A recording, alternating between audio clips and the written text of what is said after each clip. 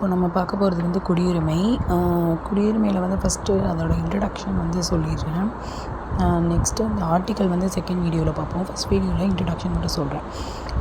குடியுரிமை அப்படிங்கிற வேர்டு வந்து சிவிஸ் அப்படிங்கிற லாட்டின் வேர்ட்லேருந்து வந்துச்சு. இது நீங்கள் எப்படி ஞாபகம் வச்சுக்கணும்னா CITI லாட்டினில் டிஏ அதை ஞாபகம் வச்சுக்கலாம். அந்த சிவிஸுங்கிற வேர்ட்லேருந்து சிட்டிசன் அப்படிங்கிற வார்த்தை வந்துச்சு. நம்ம இந்தியாவில் வந்து ஒற்றை குடியுரிமை தான், நம்ம எல்லோரும் ஒன்று. ஸோ ஒற்றை குடியுரிமை தான்.